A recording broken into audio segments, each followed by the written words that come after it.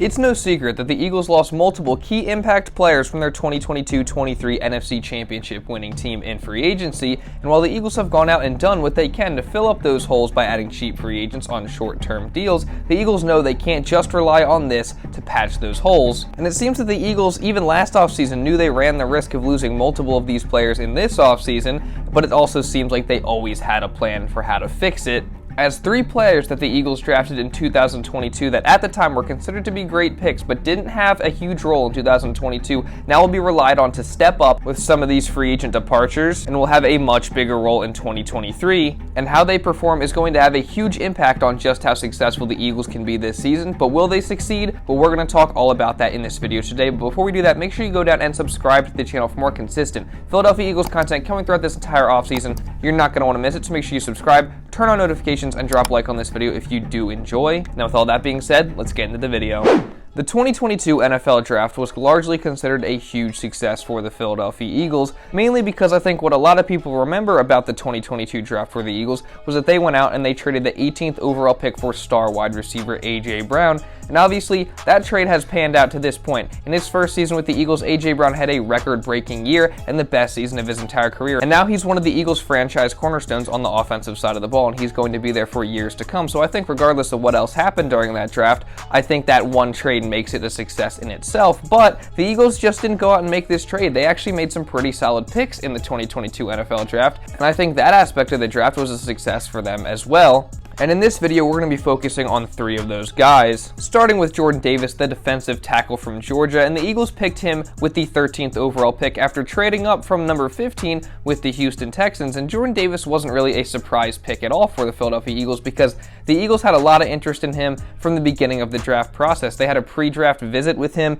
pretty early in the draft process, and their interest was for good reason, as Jordan Davis, he was just a beast. He was a freak athlete coming out of Georgia. He's 6'6", 340 pounds coming out of college, and he has some really good speed especially for being that size. Obviously, he's very, very strong, and he's got some good agility as well. He's one of those guys that you can use the term unicorn synonymously with. And Jordan Davis also had some solid production, and he had some good numbers in college. In 2021, his final year at Georgia, he had 32 tackles, 5 tackles for loss, and 2 sacks, which are solid numbers. Not incredibly, they don't jump off the page at you, but those are definitely solid numbers, especially with the amount of time that Jordan Davis actually was on the field, because one of his knocks coming out of college was that he didn't play in a lot of the snaps, as he only played in 38% of those snaps in the 2021 college football season. And some of his other knocks was that he could maybe be in a little bit better shape. He also didn't really play that much on third down, and people didn't think you could use him effectively on third down. And also, I think probably the main knock on him coming out of college was that he can't really rush the passer. He wasn't exactly known as a good pass rusher. So there were definitely some people skeptical of Davis coming out of college, but obviously this did not dissuade the Eagles or Howie Roseman, and they didn't buy into any of these concerns. Just recently, Howie Roseman was on Jason Kelce's podcast, and he explained why they decided to draft Jordan Davis in the first round. Last year going through the draft, my perspective was Jordan Davis 10 years ago would have been a top 3 pick. I agree. And so you're going through it and you're going, why is this guy falling, right? And everyone's going, well, he only played 40% of the time at Georgia, The guy won the Lombardi and the Outland Trophy. He was top 10 in the Heisman Trophy with the best defense in the country that won the national championship game. And so you're going, what are we missing? A freak show athlete. Freak. What do we miss? Good character? Yeah, he was freaking captain of Georgia. I mean, I was with someone yesterday who said, unbelievable leader.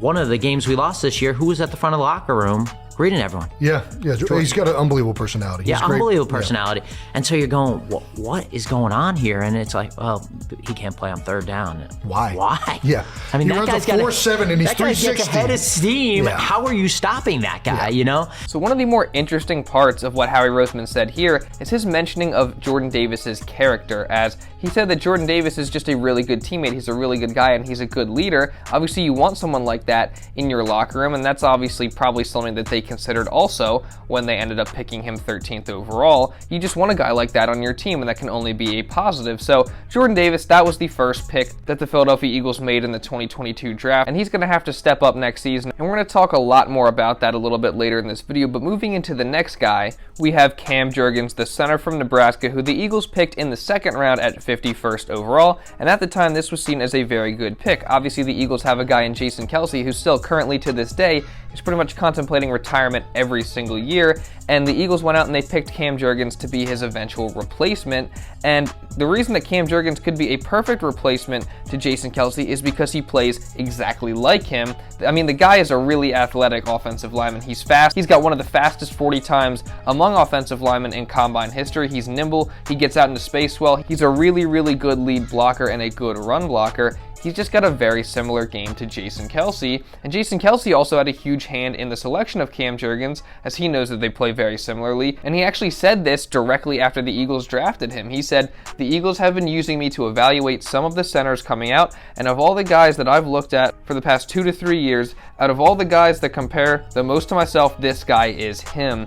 So clearly, Cam Jurgens, the reason the Eagles drafted him was to be Kelce's replacement, whenever that may be. But obviously this season, Kelce's going to be returning once again, and Cam Jurgens is still going to have to step up this season, but it's going to be for a very different reason than initially intended. And obviously, again, more on that later. But the third and final guy we're going to talk about is Nakobe Dean, the linebacker from Georgia, who the Eagles snagged in the 3rd round at 83rd overall. And at the time, this pick was considered to be a phenomenal selection, and a lot of people were calling Nakobe Dean the steal of the draft, as heading into the draft, Nakobe Dean was projected to be the #1 linebacker out of all the linebackers in that draft class, and he was ranked as a first-round talent, and specifically, he was ranked at 17th overall out of all the prospects coming out in the 2022 NFL draft, but he fell all the way down to the Eagles at 83 in the 3rd round due to injury concerns, as leading up to the draft, Nakobe Dean was training and he suffered a pec strain, and he opted not to have surgery for it, so there were some concerns there. And also another reason why he could have fallen is potentially because of concerns about his size, because he is a little bit short for a linebacker at just 6 feet tall. So these things caused him to slip in the draft, and the Eagles gladly swooped in and picked him up in the 3rd round. But it's just insane that he fell that far, because he had some incredible numbers and some incredible production in college, and he was on a very good defense in Georgia. Obviously, Georgia won the national championship in Nakobe Dean and Jordan Davis's final year there, and their defense was a big part of that, and he was arguably their best player on defense during the course of that season. And in 2021, Nakobe Dean put up some really solid numbers. He had 72 tackles, 36 solo tackles, 10.5 tackles for loss, 6 sacks, 2 forced fumbles, 5 passes defensed, and 2 interceptions. And on top of that, Nakobe Dean won the Butkus Award, which is the award given to the best linebacker in college football. So clearly, Nakobe Dean was a stud. He was a star in college, and he fell all the way to the Eagles in the 3rd round, and they happily took him, hence the label as the steal of the draft.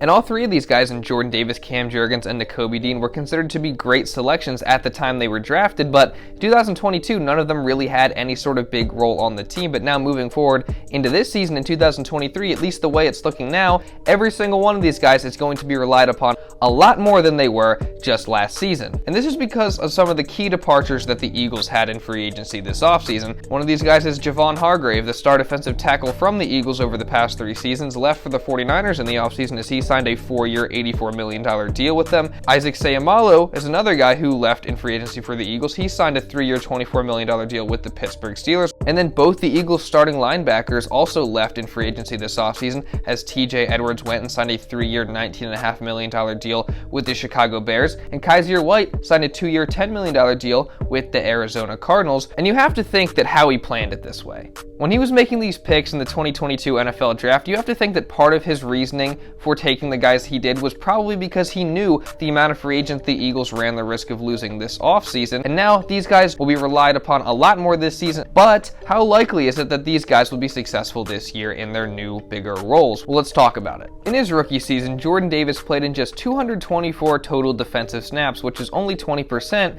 and then in the playoffs, in 3 playoff games, he played 45 snaps, which was 36% of all defensive snaps, and he finished with just 22 tackles, 1 tackle for loss, and 2 quarterback hits in 13 games in the regular season plus 3 playoff games, which is obviously not incredible numbers in the slightest. And I think there's multiple factors that were limiting Jordan Davis' production in his rookie season. Number one, obviously, was just limited playing time, because the Eagles had a very deep defensive line, and they weren't exactly relying on him to come in and start right away in year 1. And then another thing that was limiting his production was an injury, because in week 8 versus the Pittsburgh Steelers, Jordan Davis suffered an ankle injury, which then caused him to miss 4 games.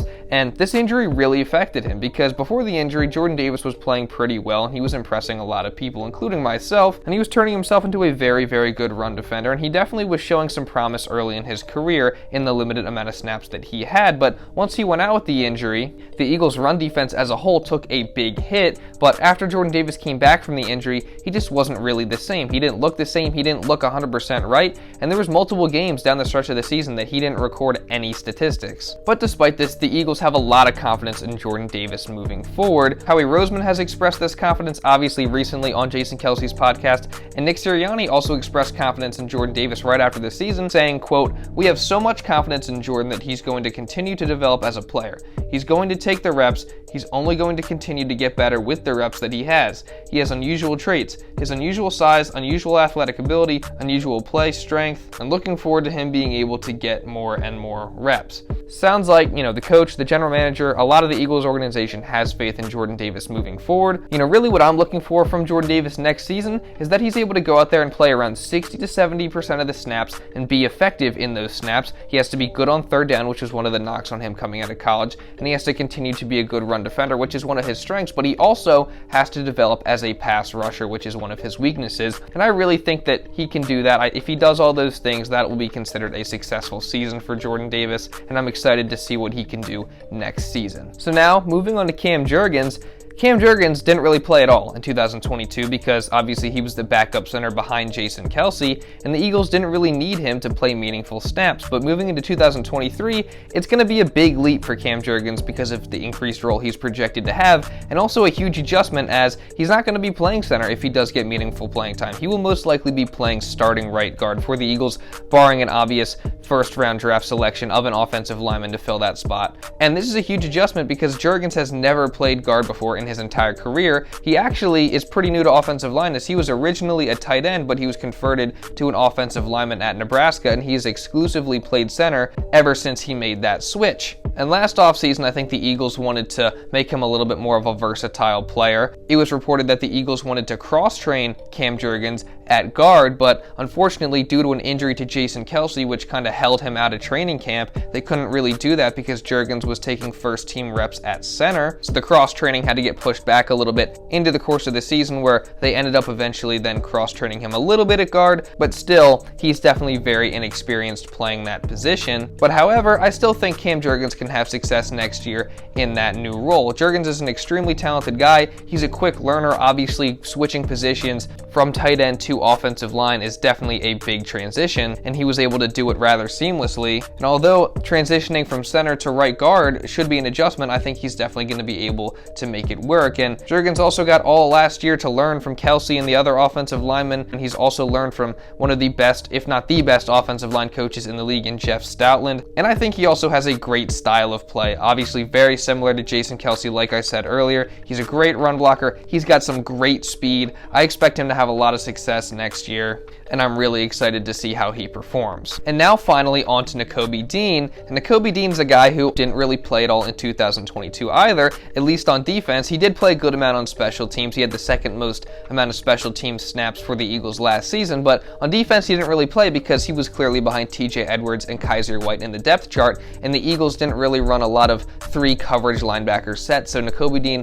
oftentimes was just sitting on the bench, and overall he just didn't really get a chance to do that much. And in the offseason, the Eagles were really trying to make Nakobe Dean into the most complete player that he could be, and they were really just preparing him for any situation he might get thrown into, as they gave him reps at both the Mike and Will position at linebacker. And now moving into this season, in which TJ Edwards and Kaiser White obviously are both gone now, he could fill either one of those positions, and we know how talented this guy is. We know how great Nakobe Dean is. There's a reason why he was called the steal of the draft. He had an incredible college career. He's a well-rounded player. He's a good run defender. He's solid in pass coverage. And when he did play in 2022, he played very, very well. He came in for a brief stint versus the Tennessee Titans when Kaiser White went out with an injury, and he played really solid football, and he held his own against a stout Titans rushing attack and Derrick Henry. He actually made a pretty impressive stop on Derrick Henry at one point, I believe. And I gotta say, I expect Nakobe Dean to be a stud this year. I expect him to star in his role. I think he's gonna have a great season for the Eagles. And Nakobe Dean, along with Jordan Davis and Cam Jurgens, all three of these guys are gonna be crucial to the Eagles' success next season because of the bigger roles